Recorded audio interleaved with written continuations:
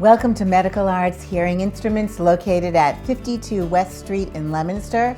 This is what you can expect at your first appointment for your hearing test. So when you come in for your hearing test, I'll be giving you a test that's been around for about 75 years. If you had a test when you were in grammar school, this is still basically the same thing. When you hear a tone in your ear, you either wave your hand or you push a button. Once we finish the test, we'll go over it with you.